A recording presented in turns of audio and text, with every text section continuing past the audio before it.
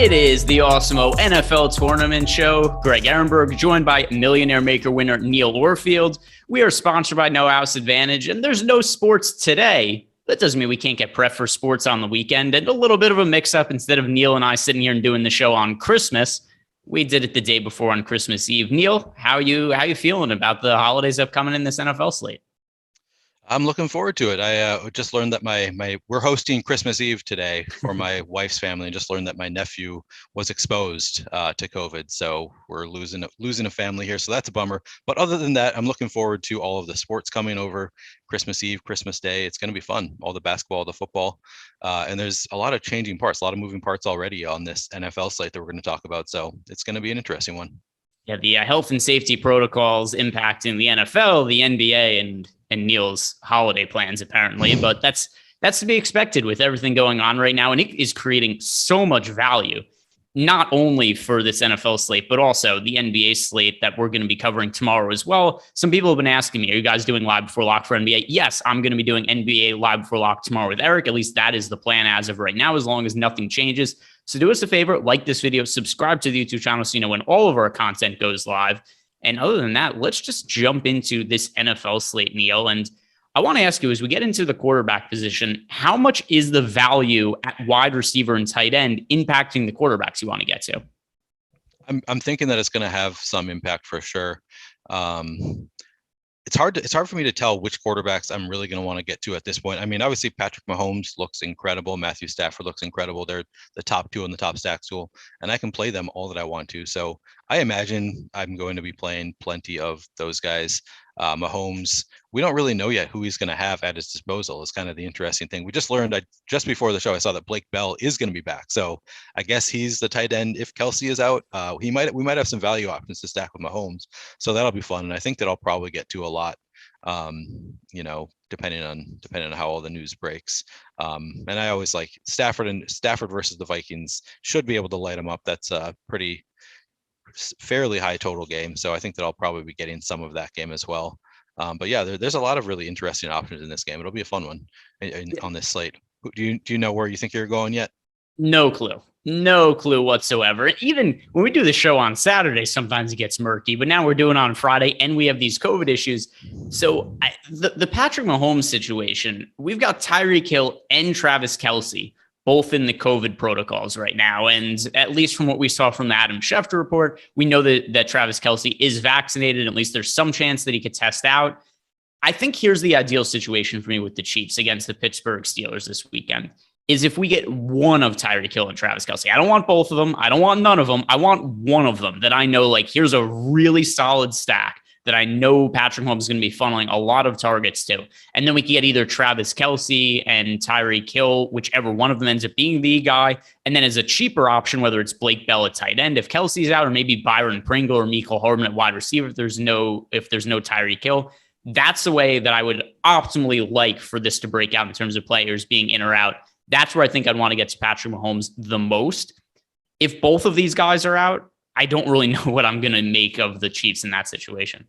Yeah, I think I agree with you. I think that my preference is that Kelsey plays, because I think that I'm going to have a lot of interest in Mecole Hardman, just thinking that he has such a large target share, but he doesn't get on the field enough. So I think that if Tyreek Hill is out, then Mecole Hardman might get on the field a lot. And then the target share, if it stays the same, he could be a real smash play in this spot. So I think that's my preference. But yeah, it's going to be really interesting to see what happens. And I really have no idea. I guess none of us know what to expect here. I mean, we don't know who's going to test negative. So yeah, it'll be fun to follow. So here are my favorite quarterbacks right now in the builds that I've made. Just talk about Patrick Mahomes. He's going to be one of them. The other one's for me, Justin Herbert. And I like getting Justin Jackson in stacks with Herbert as well. It appears that Austin Eckler's not going to be playing this weekend. Then we've got Matthew Stafford, who you just pair with Cooper Kupp, and that seems like it works every single week, no matter what the circumstances are. Cooper Kupp has a big game every single week. And then the other one's Tom Brady, because if you look at the pass catchers for the Buccaneers, it appears the Antonio Brown is coming back. He's fairly cheap this weekend. We've got Rob Gronkowski healthy now, but there's no Mike Evans. And there's no Chris Godwin. Mike Evans just ruled out earlier in the day, and Chris Godwin's out for the year with a torn ACL. I think we're just going to get a lot of targets going to Antonio Brown and Rob Gronkowski. They're both quality pass catchers. So I think it really makes it easier to figure out who we want to stack with Tom Brady as compared to other weeks. Is there anybody on that list you disagree with as being a good QB / stack target for this weekend? No, not at all. I think I'm going to be going to the same guys. I'm really interested in Tom Brady with Antonio Brown, Rob Gronkowski, and Tyler Johnson. It should be a really fun slate, depending on who's available. I mean, we still got 2 days for people to be testing positive, testing negative to find out how things change. So a lot could change in the next 2 days, but as it stands, I think I have a lot of interest in all of those top options. And the other thing about Tom Brady, too, he's only projected for 5% ownership. I think a lot of people are looking at the situation with Brady last week and just being like, oh, Brady didn't play well against the Saints. Everybody's allowed a bad game every once in a while. And it's not been that many poor games for Brady this year. He said, 3 bad fantasy games over the course of what's been 14 games? Whatever, it happens from time to time. I wouldn't jump ship. And let's look at the other games that Tom Brady struggled in a little bit this year. He had in week 4, he scored 11 fantasy points against New England. That was a really bad weather game. Scores 40 fantasy points the next week against Miami. He had a game against the Colts where he scored 12 fantasy points, bounced back with over 30 against the Falcons. I'm not that concerned. It's not something I look at last week and everybody's like, oh my God, is Tom Brady washed out? We've been doing this for how many years now? He's going to be fine, right? Tom Brady is going to be 60 years old. We're going to say, oh, is this guy washed yet? And he's going to be playing longer than our kids are playing football. So yeah. Is there anything else from the quarterback position you look at? And maybe is there a contrarian option you look at quarterback and you just think that people are sleeping on outside of Brady? I just want to add to your Brady point. They have an implied team total of 26.5 after we got the news of Evans and Godwin being questionable at least. So they're still expecting Tom Brady and the Buccaneers to put up a lot of points. So yeah, I'm not too worried about that situation. As far as other options, I have some interest. I already mentioned Kirk Cousins at 6,200 against the Rams. That game just has potential to be a shootout, I think. Obviously, the Rams defense is good, so it's not my favorite spot in the world. I would prefer it if the Rams defense was not great, but Kirk Cousins only projected for 3.5% ownership. He's in the optimal lineup 3.9% of the time. Top stack 4.2% of the time. I just think that that's a game that it wouldn't be shocking to me if the Vikings offense is able to put up some points just with all the weapons they have available. So I kind of like Kirk Cousins there. Alex and I talked on Wednesday about Ben Roethlisberger, the stack against the Chiefs. I have a little bit of interest there. I told Alex I'm going to be kind of following Vegas and seeing what they expect in terms of the Steelers implied team total on Sunday, because so many Chiefs players are in and out. I think that they're going to have a better idea than I do of how that's going to impact the scoring in the game. And if the Steelers implied team total comes up a little bit from, it's currently at 18.25, I think I'm going to have a little bit of interest in Steelers stack potentially, just because Big Ben is only 5,500. Obviously, Deontay Johnson always looks pretty good. So that's a kind of interesting spot to me. And then another thing that Alex and I talked about on Wednesday is both of us sort of have a shared love of terrible football games for DFS. And we've got a couple great ones this week in Falcons versus Lions, and then Jags versus Jets. Those are kind of fun ones that it's hard because on this slate, we may just have all the value in the world and there's no real need to go to these, using Blender's terms, vomit stacks. But I might still play some of them. Matt Ryan in particular, I think looks really interesting against the Lions. We're projecting for 5.6% ownership against the Lions again. I just think that the Lions are such a bad defense that it wouldn't be shocking to me if the Falcons can put up points. I don't love it that we have Jared Goff out now. So now we're going to be playing against Tim Boyle or David Blau. And I don't really know what to make of that quarter. I think I prefer Blau playing, but I think Boyle is more likely to play, but I don't have a strong take there. I'm not going to invent a take about what I think of the Detroit Lions backup quarterbacks. But I think I'll have at least interest in Matt Ryan. Maybe I'll play some of Tim Boyle or David Blau just because they're going to be so cheap against the Falcons defense. It's just a game that, two bad defenses against two bad offenses. Looking forward to find out what happens. And then the Jags versus Jets is just the number 1 pick in the draft versus the number 2 pick in the draft. That's a little bit narrative driven, but I kind of think sometimes coaches want to showcase what they have. And in these kinds of situations where they're going against bad defenses, if you're ever going to show off your early round quarterback pick, you should do it against a bad defense. So it wouldn't be shocking to me if they throw a little bit more in this game. So I kind of like both Trevor Lawrence and Zach Wilson to some extent, not players that I want to go crazy with, but I kind of like the narrative there a little bit. I have a Tim Boyle take. How is he in the NFL? Because from this standpoint, if you look at have you ever looked at his college stats? No. All right. So he was at Connecticut for 3 years. As a quarterback at Connecticut, he threw 1 touchdown pass and had 13 interceptions. Then he transferred to Eastern Kentucky. He was marginally, because you can only go up from that. He was marginally better. He still sucked though. How does somebody who was this bad in college end up making it to the NFL and stick around until he's 27? And he looked terrible in the first start he made in the NFL also. If I look back at his, what was the passing line that he had when he started early in the year? So here it was. He started early in the season. He has started against the Cleveland Browns, the last time that Jared Goff was out. He threw for 77 yards with no touchdowns and 2 interceptions, like right in line with what he did in college. I'm so confused by how he's this old in the NFL and just apparently sucks. So I would want nothing to do with Tim Boyle if he starts at quarterback. But with that said, he's bad enough that maybe this just sets up a lot of situations for really favorable field position for Matt Ryan and the Falcons. And maybe we see more opportunity for Cordero Patterson and Kyle Pitts. So I do think that this is a pretty favorable spot for the Falcons if there is no Jared Goff and Tim Boyle as a quarterback. I just want nothing to do with the Lions offense though. Yeah, I think that makes sense.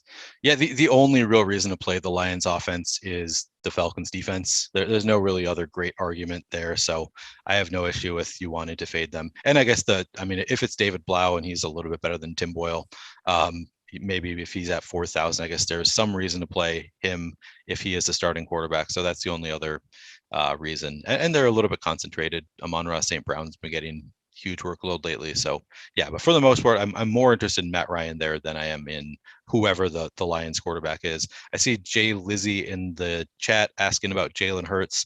Yeah, Jalen Hurts is sort of interesting. I think the only issue there is that it's hard to know who to stack him with. Although Devontae Smith actually looks pretty good in the tools this week. So you could, I have no issue with Jalen Hurts. He's 2.4% top stack odds, so not great there. But we have him 8.5% projected ownership, 10.2% optimal. So he looks good in terms of the boom bust tool. Just hard to know exactly where to stack him with. But again, I guess you could stack him with Devontae Smith because he looks pretty good. So yeah, I have no issue if you want to play Jalen Hurts. You didn't respond to my narrative driven take on Trevor Lawrence versus Zach Wilson. Did you have any thoughts there? I like the idea that it's 2 bad teams playing against each other. It's bad offenses. It's bad defenses. I'm a little concerned that the Jaguars just had a bunch of guys test positive for COVID, like Laviska Shenault and all the other pass catchers that are out for the team. Yep. But at the same time, too, it's a low total game, but it's not like the defenses are any better than the offenses. Everybody kind of sucks in this game, and everybody's really cheap. So there's certainly value to be had. I think this goes back to what you had said before, though, which is there are so many players that are getting ruled out now, where it's, do I really want to stack this team just because the players are cheap? When you've got like Antonio Brown is 4,900 on DK and is cheap on FanDuel as well with all the guys out for the Bucs, I think it could be a little bit unnecessary, but throwing in a couple of game stacks there, I wouldn't mind. It's just not a priority for me. If somebody's making 1, 2, 5 lineups, I would say just you could ignore the game. Yep, I think that makes a lot of sense. And I agree with you wholly. It's a game that would be a lot more interesting on a slate that wasn't so messy, where you didn't have so many value options. But on this slate in particular, yeah, it's definitely not one that you want to go too wild with. And then one other thing I want to address too is because people are asking about Jared Goff. Earlier in the day, Dan Campbell was addressing the media and said it's highly unlikely that Jared Goff will play Sunday. I just read that as he's not playing today. Does that mean that he's officially out? Not necessarily, but it's enough for me to say that Jared Goff not playing for all intents and purposes while we're doing this show. Okay. Let me see. I'm seeing a question about Justin Fields. Justin Fields. I don't even know if I have Justin Fields in my. Oh, I do. Okay. Justin Fields. Yeah, doesn't look too great against the Seahawks. 5.5% projected ownership, 4.6% optimal, 0.7% top stack. So not a lot of interest from me for Justin Fields. Do you have any interest in Fields? I don't mind running him naked in some lineups. He's fairly cheap on FanDuel and DK. And as much as he's been terrible for real life, you could see the fantasy upside is apparent because of his willingness to run the football and just how quick he is in the open field. And that he's been so willing to run the football the last few weeks, which we didn't see as much when he first took over at quarterback. So here are the last handful of starts that we've seen from Fields. 10 carries for 103 yards, 8 for 45, 4 for 23, 9 for 74, 7 for 35. Eventually, it's going to come with more touchdowns, too. So I don't know who I'd want with him from a pass catching standpoint, but if you want to build a couple lines with Justin Fields naked, I don't mind that as a way to go because I do think there's pretty significant rushing upside with Fields. Yeah, I think that does make some sense. Seattle's defense is bad enough that it wouldn't be that shocking. So, yeah, I can see why you'd have interest there. All right. Anything else to address the quarterback position, or do you believe we've hit on the things that are most important to you? Yeah, I think that we have hit on all of the quarterbacks that I really wanted to talk about. Yeah, not really seeing anybody else who I have a ton of interest in. All right. So let's head on over to the running back position now. And there's a bunch of guys of interest here. The first guy I want to ask you about, though, is Justin Jackson. Because here's what we have to say with Justin Jackson. Austin Ekeler, he's in the COVID protocols. He has not been officially ruled out. However, I don't know if you caught this. He does a fantasy football podcast himself. And they had, I think it was Dawson Knox was the guest on the podcast. And Austin Ekeler said to him, you know what you should do? You should pick up Justin Jackson this weekend, which that's a pretty big tell that Justin Jackson is probably going to be the guy for the Chargers and that Austin Ekeler is not playing this weekend. So I look at Justin Jackson, cheap play on FanDuel and DK, considering that we've heard from Austin Ekeler himself that Justin Jackson is going to be the guy this weekend. I think he's a really good value play. Yeah, I agree wholeheartedly. I saw that. I didn't actually watch the video.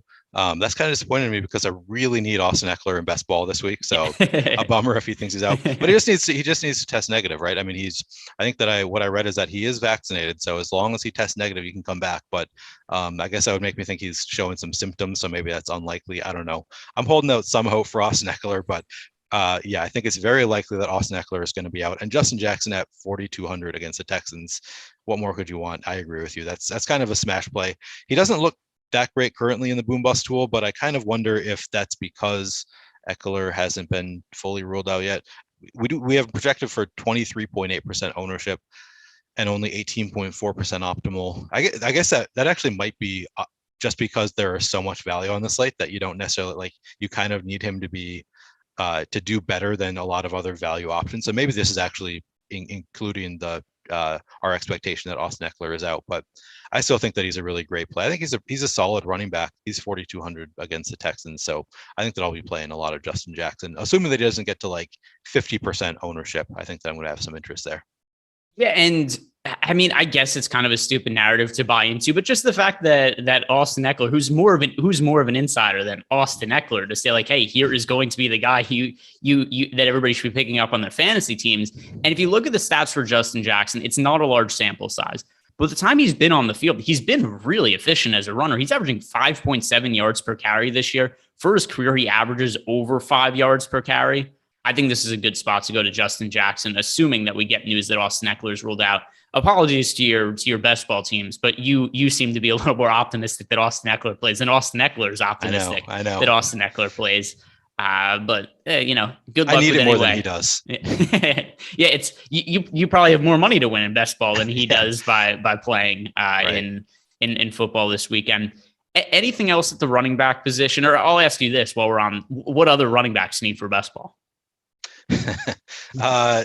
I mean, I need Jonathan Taylor, but I think a lot of people have Jonathan Taylor, so I don't know. He doesn't do that much for me. In terms of DFS, though, I think Ronald Jones is going to be interesting. We touched on the Buccaneers situation. No Leonard Fournette. I mean, Ronald Jones at 5,100 against the Panthers in a game where they're still expected to put up nearly 27 points. I'm going to have a lot of Ronald Jones. I anticipate having a lot of Ronald Jones. We'll see how the slate shakes out, but currently projected for 24% ownership, optimal 28.6% of the time. I think that he's a really solid play. Going back to that Jets-Jaguars game, I have interest in both Michael Carter and James Robinson. We have Michael Carter projected for 9.9% ownership, 12.8% optimal. The other Michael Carter for the Jets was ruled out. I wonder if that's going to scare some people off him. They're going to think that this Michael Carter was. That's what I'm hoping. His price came up from last week after he let everybody down as chalk last week. So I just think that it's a pretty solid spot for Michael Carter and a better matchup against the Jaguars. So I have some interest there. And then James Robinson, we have at 22.7 projected ownership, optimal 29.4% of the time. He's 5,900 against the Jets. Pretty similar situation to where we had him last week. The price came up just a little bit, but I have a lot of interest there. Do you think you're going to be playing those two? Actually, I want to circle back on James Robinson for sure. And I want to circle back on Ronald Jones. But one more note on James Robinson. I don't know if this is because Urban Meyer wasn't there and it's a change in philosophy, or if it's also because of all the players that were out for the Jaguars last week. James Robinson did everything for them. He played a massive workload. He was on the field basically every single snap. He ended up with something like 18 carries and 6 targets. Massive workload for somebody who's still relatively cheap on FanDuel and DraftKings. So I love getting to James Robinson as well. We have him with the second best boom score on the slate, only behind Alexander Mattison. Ronald Jones, though, has he supplanted Leonard Fournette as the running back going forward? And this is going to drive people who play best ball and yearly fantasy football crazy. I kind of like this strategy by teams, though, because running backs get burnt out so often. Why run the same guy into the ground every day? Why not have multiple guys that could be a bell cow back and either have them alternating games, or have a situation where it's like, hey, you're going to be our guy at the beginning of the year, you're the guy at the later of the year. I think that Ronald Jones being fresh while Leonard Fournette is hurt and so many players in the NFL are banged up or out due to COVID, I think it's a massive benefit for Ronald Jones to have fresh legs. So I do really like him as a tournament play on FanDuel and DraftKings this weekend. Yeah, I'm on the same page as you. I think the reason is because NFL coaches aren't always the brightest. They don't always make the correct decisions, but I think you're right that it makes sense to keep your running backs healthy. I think there's a reason that running backs usually don't have long careers. Obviously there are exceptions, but for the most part, you see great running backs, flame out after a few years. So it makes some sense to keep them fresh. And yeah, I think that Ronald Jones, I mean, he's not a wholly untalented running back. He has his flaws, but I think he's solid enough that I'm going to like him in this offense at 5,100. So yeah, I think he makes a lot of sense. And it's funny too. I mean, you look at his efficiency numbers this year, it's almost identical to what Leonard Fournette has done. Ronald Jones this year is averaging 4.7 yards per carry. Leonard Fournette, 4.5. They've got Ronald Jones averages 6.7 yards per reception. Leonard Fournette averages 6.6 yards per reception. It's, to me, fairly similar guys, and Ronald Jones is going to just play the Leonard Fournette role that we were seeing him play before, but Ronald Jones is cheaper, and it's a favorable matchup against the Carolina Panthers, so I don't see any reason to really think that whatever you were expecting from Leonard Fournette should be that much different from what you're getting out of Ronald Jones, and the same thing could be said about Alexander Mattison. You and I have had this conversation multiple times this year.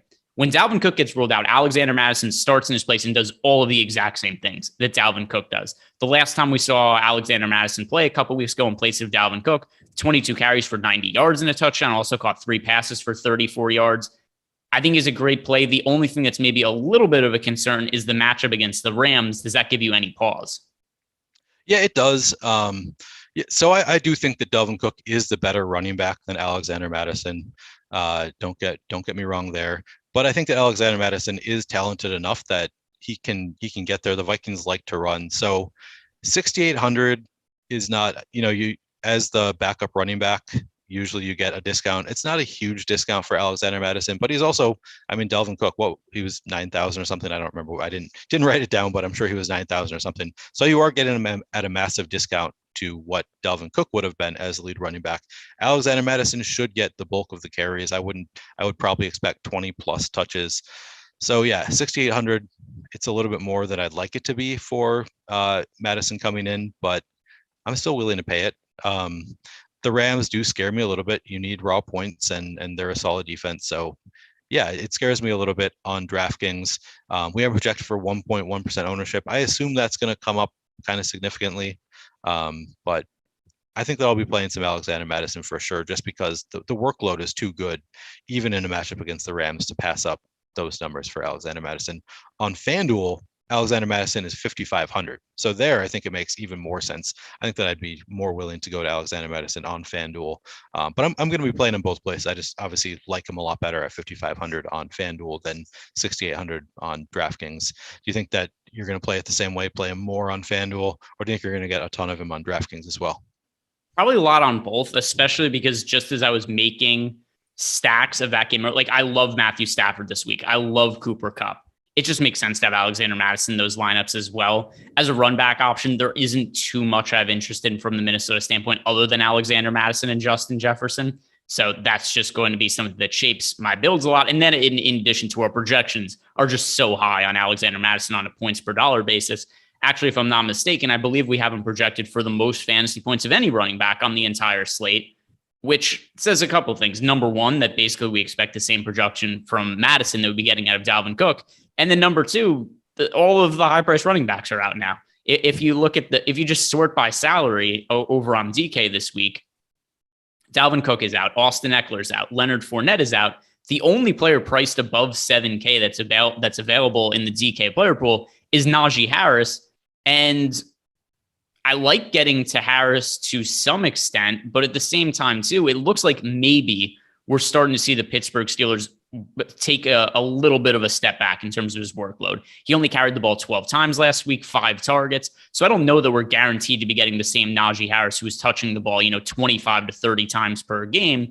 Is he in play for me as a run back option, Chief stacks? Sure, but he's not a primary play for me. And there's just a lot of other running backs I prefer to get to. Do you see yourself spending up for Harris that often? He doesn't look too great in the tools. I imagine that I will some, just because, I'm going to like that game environment against the Chiefs defense being depleted. Again, it's a spot where I think that I'm going to have to kind of follow where Vegas goes with what their expectation is for Pittsburgh. But with the Chiefs defense being depleted, I have some interest there. But not a ton. We currently only have him in the optimal line at 1.1% of the time, probably just because there are so many value options that have the potential to outscore him at much cheaper price tags. So Alexander Madison, I stand corrected there. I was thinking that he would be not the highest projected, but looking at the other options available, it makes sense that he would be the highest projected running back of all of them. So I think Alexander Madison is going to be a great play. Yeah, and I'll give away this information for free. The number one projected running back that we have for this weekend is Alexander Madison. 2 is James Robinson. There's a 3 fantasy point gap between the two of them. So pretty decent sized projection lead for Madison compared to everybody else. Who are the other running backs we've not yet talked about do you think are going to be important to your builds this weekend? Yeah, so looking at the high end, Joe Mixon looks fine. We have him the optimal 10.8% of the time. I'll be playing some Joe Mixon, assuming that he's healthy. I think he's a little bit banged up. His potential that he's out. And if he is, then Samaje Perine would look really good. But some interest there. Cordarrelle Patterson doesn't look too great in the tools, but I'm still going to play some. I mentioned how much I like Matt Ryan. I'll probably be doing some Matt Ryan to Cordarrelle Patterson stacks. You need to, if you're playing in Fantasy Cruncher, make sure you include the running back in your potential stacks for the Falcons, because I think that one makes a lot of sense against the Lions defense.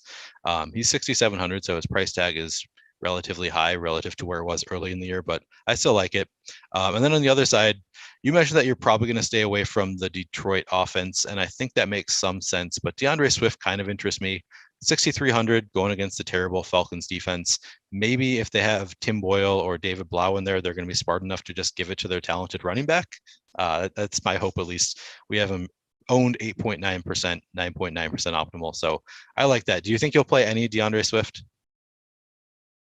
Not if Tim Boyle is a quarterback. I mean, I just look at those college stats and like, what the hell is this? I'm really supposed to. His first game, he had under 100 passing yards, no touchdowns, 2 interceptions. It's so hard to move the ball on offense if you have that poor quality of play at QB.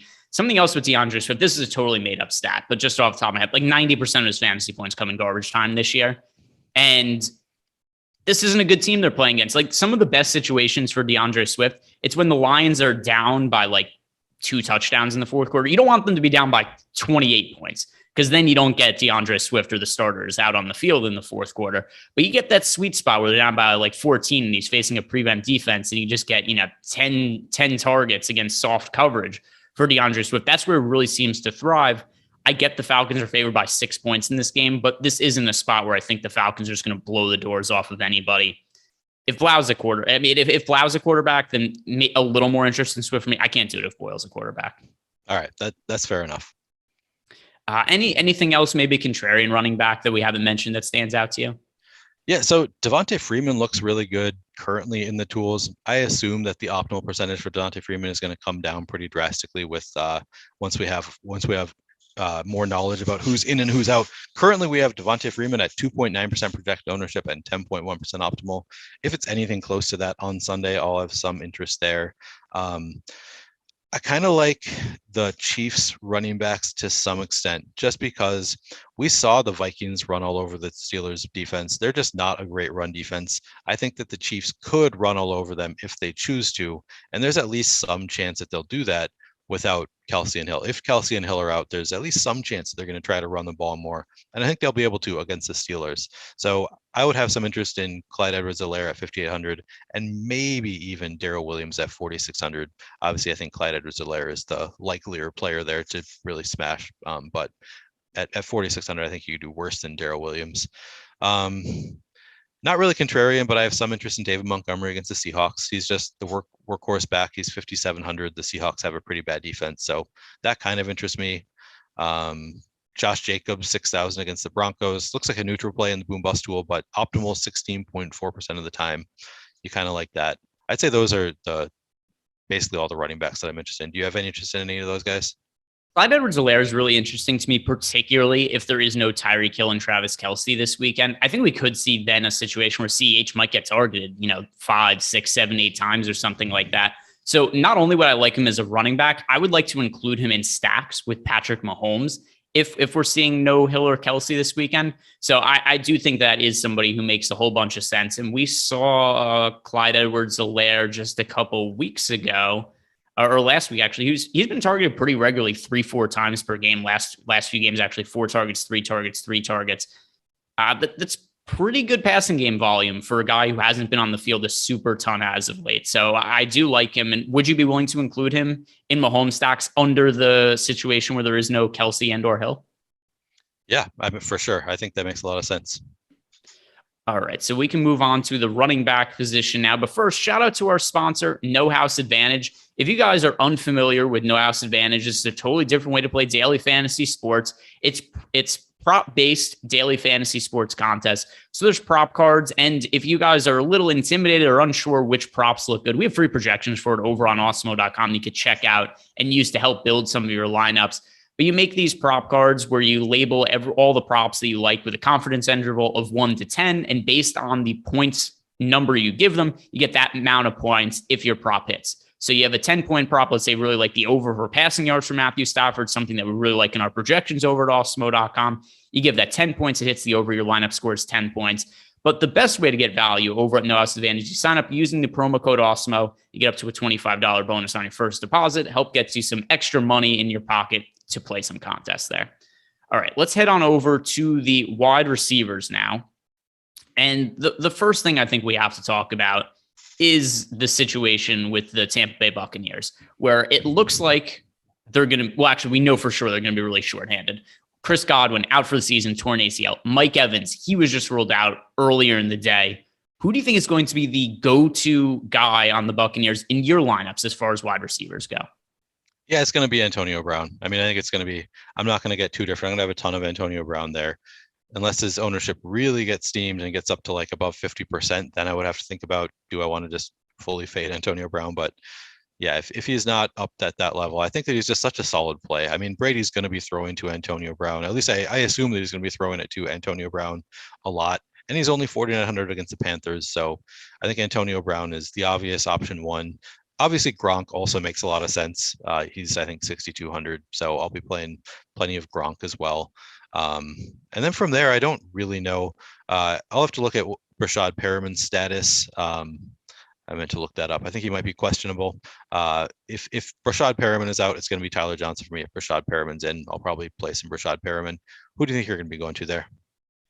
Antonio Brown, and once again, we need an update on Antonio Brown officially, but at least the latest reports indicated he's going to play this weekend. He's practiced in consecutive practices. It was a limited practice, so not like he's been full go, but still, we're looking at a fairly cheap price tag on FanDuel and DraftKings versus expectations, particularly on DK, 4,900 with no Mike Evans or Chris Godwin. That to me just seems like a terrific wide receiver play.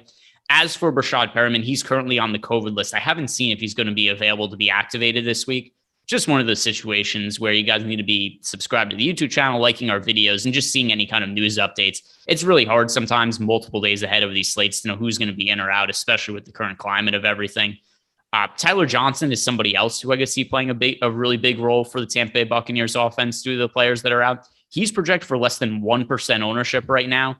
That is something that could change as people are more hip to the fact that Godwin and Evans are out. What do you make of Tyler Johnson at less than 1% ownership? I guess you could put Rashad Perriman into that same mix, but if there was to be no Perriman, Evans, or Godwin, how would Tyler Johnson look to you at a cheap price and less than 1% ownership? Yeah, so I think my preference would be if Brashad Perriman is in, he would be my preference there just because he gets a ton of snaps. I think Alex mentioned on the Contrary show that Brashad Perriman had been getting up to like 90% of snaps in their last game. So he would be my preference there if he is in. But as you mentioned, he's on the COVID list. No guarantee there. It's probably more likely that he's out, in which case I'll be going to Tyler Johnson for sure. As the number 2 wide receiver, we've seen him get plenty of work as well. I've seen some weeks where Tyler Johnson just got a massive workload, and now they're going to be forced to actually throw to him as well. So yeah, I'm going to have some interest in either one of them. Whoever is available there, I'm going to have some interest in. Even if Brashad Perriman is in, I'll probably still get to some Tyler Johnson. I felt like I had some run good last week and some good karma, because remember, we were doing our stacks a couple of weeks ago, and my stack was Tom Brady to Brashad Perriman. Yeah. And Perriman caught the game-winning touchdown. And this was before we knew that Ben the Better was fake. And I was rooting for Ben the Better online to win the bet he had with Empire Maker. And so then he caught the final touchdown. I was like, oh, you know what? That must have been a little bit of good karma coming my way. But yeah, there's certainly been times where I've gotten to Brashad Perriman this year. If he's in, then I think you'd make for a really excellent value play. We do have some super chats here to get to. Thank you to Scarecrow06 who left us a super chat. Appreciate all the insights. Happy holidays, Greg, Neil, and the whole Awesemo crew. Happy holidays to you as well, Scarecrow. We appreciate the super chat. And here's a nice one from Timothy Talon, who's saying that he took down last night's luxury box and last Sunday's 4 p.m. luxury box. Thanks for the content. Congrats, man. Those are some pretty big hits. I don't remember exactly what the payouts were in those, but yeah, I'm sure that they were significant. So hopefully that helps awesome. You have a nice holidays. That's good stuff. Wide receiver position, getting back to this, I'm going to play a ton of I don't see a way around playing Cooper Kupp this weekend, because not only does he just smash every single week, like a bad game for Cooper Kupp, like eight catches for 96 yards. That's like the floor for Cooper Kupp right now. That actually might be his worst game of the season. I'm going to scroll through his box scores. Cooper Kupp this year, a week 4 against Arizona, he had 5 catches for 64 yards. He has another game, 7 catches for 92. So his worst 3 games of the year are 5 catches for 64 yards. He was targeted 13 times in that game, by the way. 7 catches for 92 yards, 7 catches for 96 yards. Only 3 times he scored under 20 DraftKings points the entire season. Recent games for Cooper Kupp, 9 catches for 136 yards and 2 touchdowns, 13 catches for 123 yards and a touchdown, 8 catches for 129 yards and a touchdown. There's no running backs to pay up for on this slate. We have all the value in the world. Is there any way to not just play a ton of Cooper Kupp? He could be 11,000 this week and I'd be playing him still. Yeah, I mean, I'm going to be playing a lot of them too. I guess the only argument against playing him would be that it's football and we don't really know. I mean, it could just happen that they score quickly with Van Jefferson and Odell Beckham, and that's how they score, and they don't need to throw to Cooper Kupp all the time. He's had bad quarters, I think, here and there. So extrapolate that over 4 quarters. It could happen, but it's pretty unlikely. Yeah, he looks great. And he's only projected for 31.3% ownership. So it's a spot where, yeah, if he was getting to like 60% ownership, I would probably fade Cooper Kupp. But at 30% ownership, I just still think that he's a really solid play. He's only 9,100, and we have all the value we want. So yeah, I totally agree with you. Cooper Kupp makes a ton of sense again this week. I'm going to be playing a lot of Cooper Kupp. Yeah, I wish it was more complicated than that, but it's really not. They throw him the ball a lot. He's really good. They're playing the Vikings, who are not a top tier defense. There's no real reason that you need to get away from Cooper Kupp at 30% ownership. Yeah, I don't really care. I mean, obviously I care to some extent. If he's the 80% owned, then I feel a little different about Cooper Kupp. But there isn't a realistic ownership number that I think would be too high on him. It's so easy to get to him with all the value this week. And there's nobody else to pay up for realistically, especially not at the running back position. So easy to get to Cooper Kupp, in my opinion. The wide receivers I've really liked the most this week, Cooper Kupp, Antonio Brown, who we've talked about, Mike Williams and Keenan Allen. I like Justin Herbert so much that I think those make for some really just simple and sensible stacking options with him alongside with Justin Jackson. And then Deontay Johnson, just because he's seen so many targets as of late. Which wide receivers are important to you that we've not talked about yet? So I agree with all of those. I'll start there. Yes, those are all great plays, all on my sheet as wide receivers I really like. I'll add in, I like both of Van Jefferson and Odell Beckham Jr. as guys that you can play, in particular in those lineups where you're not playing Cooper Kupp. I think it makes some sense to play some Van Jefferson and Odell Beckham Jr. They both have positive leverage currently in the boom bust tool. Van Jefferson projected for 3.5% ownership, 4.9% optimal. Odell Beckham Jr. only projected for 6.5% ownership at 5,300. I really like that, 9.1% optimal. So I really like those guys. I'm going to be playing a lot of Rams stacks, I think, and I'll probably be bringing it back most of the time with Justin Jefferson. He looks pretty great, 8,100. Hoping that game is a shootout. I think if it is, it's probably because Justin Jefferson gets there. Could be Adam Thielen. I have no issue if you want to play Adam Thielen at 6,900 if he is in. Emmanuel Sanders just became interesting. So we got news this morning that Gabe Davis has COVID. I think Gabe Davis would have looked really good. Now we have Emmanuel Sanders, looks pretty good against the Patriots. He's only 4,000. He's going to be the number 2 receiver for the Bills against the Patriots. I guess the boom bust tool doesn't. Currently, we have him at 1.7% ownership. That's obviously going to come up if he's the number 2 receiver there. They are only expected to put up 21 points, so that's one knock on him is that they're just not supposed to put up a 30-point game against the Patriots. But I still think that's enough points and they like to throw enough that I have some interest in both Emmanuel Sanders and of course Stephon Diggs as well at 7,600 looks pretty solid. So I think that I have some interest in those guys. I think you'll be going to any of the Bills. Yeah, and the other thing you mentioned also, Cole Beasley's on the COVID list. I don't know. I don't know if you had mentioned that or not there, but yeah. So Gabe Davis is out. There's no Cole Beasley. So I know the last time we saw the Bills and the Patriots play each other, it was a really low-scoring game and a primetime game. We only saw Mac Jones throw the football 3 times. Keep in mind, though, the weather was horrific for that game. Don't draw any conclusions of what to expect on this game based on that game. And yeah, just with news that Gabriel Davis and Cole Beasley are both going to be out, the other guy I think makes sense is Isaiah McKenzie at only 3,000. There are times that we've seen him play pretty extensive roles, both in the running game and the passing game for the Bills. We haven't seen it this year because they haven't had to go to him, but we've seen it in the past. He's the flat min. I know that salary saving isn't something we absolutely need on FanDuel and DraftKings this week, but don't sleep on Isaiah McKenzie. He's somebody else who I'm willing to put in some lineups with Josh Allen.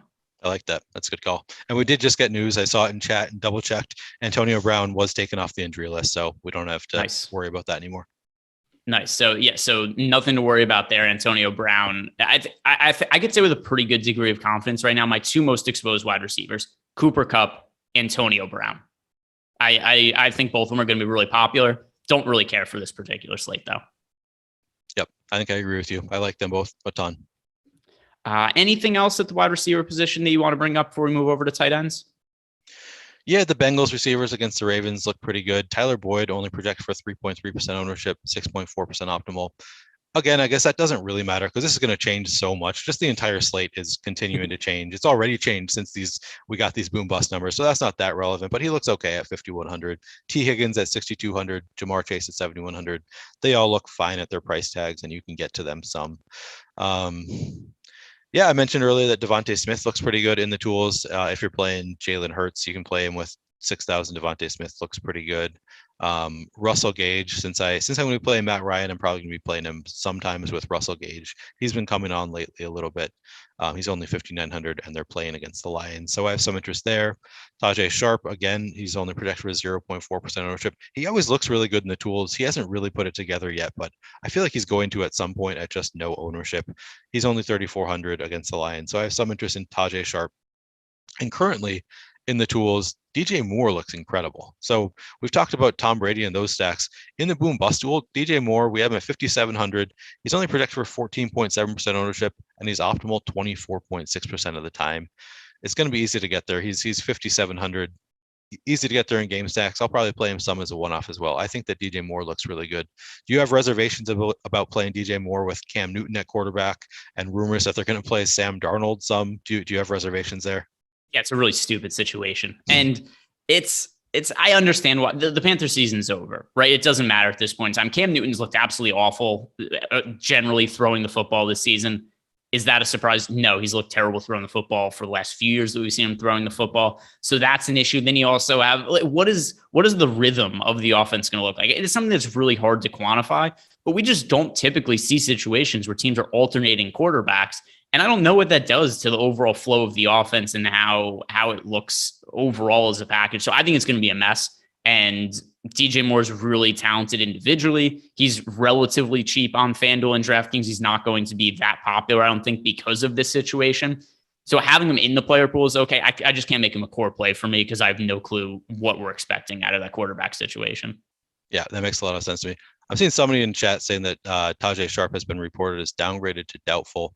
I'm not even going to double check that one just because he's such a low end play anyway. Nobody's probably playing him, but if you're thinking about playing Tajay Sharp, I guess it's worth checking. I did want to mention, so because I talked about how I like, to some extent, I like both Trevor Lawrence and Zach Wilson. Got to like some of their receivers as well. I think Jamison Crowder looks good if he's in. He is questionable with a calf injury. He's 5,000, project for 3.4% ownership, but 9.4% optimal. Jamison Crowder will look good if he's in. Keelan Cole also looks really good currently in the boom bust tool. He's 3,300, only project for 1.1% ownership, and optimal 6% of the time. Those numbers will go up if Jamison Crowder is out. So in those game stacks, I think it makes some sense to play some Jamison Crowder or Keelan Cole.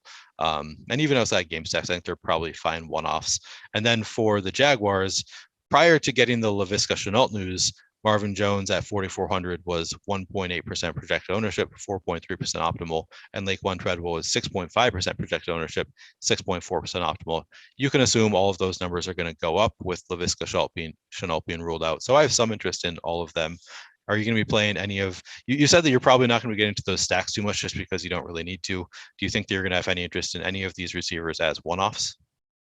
Jones makes some sense to me. We saw him with upside earlier in the year. Remember, he was actually fairly popular as a target to open up the season, as was Laviska Shenault for that matter. When we thought that Trevor Lawrence was going to look really good as a rookie quarterback, we all know how that went in the Jaguar situation as a whole. But yeah, Marvin Jones does. And an update on Tajay Sharp. Yeah, he was actually downgraded to doubtful 5 minutes ago. So it was something that there was no way would have known ahead of time. But actually, I want to use this as a jumping point to tight end because the Falcons as is were shorthanded on pass catchers. Now that Tajay Sharp is also going to be out, how does this make Kyle Pitts look to you this weekend? Because I was going to like Kyle Pitts anyway. Now I think I have to like him even more. There's so few guys for the Falcons to be throwing the ball to. And Kyle Pitts is a great matchup this weekend against the Lions as well. Yeah, Pro Bowler Kyle Pitts. I'm of course against the Lions. I'm gonna love. I've been playing Kyle Pitts every week, and he's been burning me over and over. And I'm gonna let him burn me again. I'm gonna be playing him 5,800 against the Lions. We have him projected for 8.5% ownership. That might come up just based on all the news that we're getting. But I think people are a little bit scared off. Everybody else has also been burned by Kyle Pitts at this point, so people might be a little bit afraid to play him. I'm willing to take that chance against the Lions' terrible defense. We currently have him as optimal 13.3% of the time. Wouldn't surprise me if that comes up by Sunday. So yeah, I think that Kyle Pitts makes a lot of sense. Yeah, and I'm just going to kind of try to, we only have a couple minutes left here. There's other content coming up on the YouTube channel. So we only have 3 more minutes and then we have a hard out here. But the other players, in addition to Kyle Pitts is about to become much more important for me. Rob Gronkowski is another one. Just all the pass catchers that are out for the Buccaneers make sense for targets to be filtered to him. Tyler Higbee, now that he's off the COVID list, he makes sense. Jared Cook, assuming there's no Donald Parham this week. Donald Parham, who knocked himself out during the Chargers game last week, looks like he's not going to play. So Jared Cook at 3,500, probably extra routes and also extra targets going his way. I don't know what to make of Travis Kelce yet. I just took him out of my player pool for now. Obviously, if he's in, he's a terrific pay-up option. Travis Kelce, he looked potentially washed earlier in the season. Not washed as in not effective anymore, but washed as in not the player he was in previous years. He's looked ridiculously good over the last couple of weeks. So if he's in, then yes, I'm going to prioritize spending up for Travis Kelce, but we don't know that information as of yet. Which tight ends are going to be most important for you to be building around? Yep, so those are all tight ends that I have some interest in. I'd in Dan Arnold, 2,900 against the Jets. You could include him in your stacks or as a one-off, just because the Jets are such a bad defense. We have him in the optimal lineup 5.7% of the time currently. If Travis Kelce is in, like you said, he's a play. If he's out, I think I'll have some interest in Blake Bell, just as the tight end that Patrick Mahomes is throwing to. I think I would have some interest there. Pat Freiermuth, just because I assume the Steelers are going to have to be throwing a lot to keep up with the Chiefs. We only have him projected for 1.6% ownership. He's 4,300. I would have some interest there. And then Noah Fant, I think, looks fine. Only projected for 1% ownership. He's 4,400. It's a dome game. Alex and I talked about that game a little bit. I also have some interest in Courtland Sutton there, just as because it's Drew Lock in at quarterback, and Drew Lock has seemed to like Courtland Sutton in the past. He's 4,200. So just tying that back in, I have some interest there. But yeah, I think that's essentially the tight ends that I have the highest interest in at this point. I think it's mostly for me going to be Gronk and Pitts, and then and Cook maybe, and then probably sprinkling in the rest.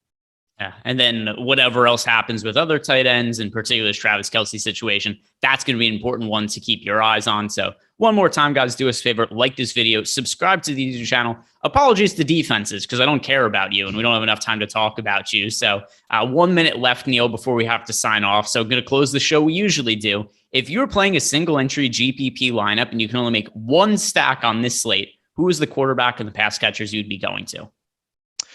I think it'll be Tom Brady and Gronk and Antonio Brown. All right. Just keep it simple. I have absolutely no issue with that. And that was going to be the one I was going to say. But looking at my builds, something else I really like getting to. Justin Herbert, I actually like having Justin Jackson stacked alongside with him. I think if the Chargers move the ball, Justin Jackson is going to be involved, and also going a little bit off of what Austin Eckler said in terms of telling everybody to pick up Justin Jackson on their fantasy teams. He's one of my favorite overall values. And then going with either Mike Williams or Keenan Allen, I'm going to lean towards Keenan Allen for this week, but I don't think you can go wrong with either one of those. So 3-man stack right there. It's going to be Justin Herbert, Keenan Allen, Justin Jackson. That's going to do it for us this week, guys. Have a great holidays. Happy New Year. I forget exactly what date it is or when we're going to be on doing shows next. So if we don't see you before the New Year's, Happy New Year's. Also, good luck this weekend. Happy holidays.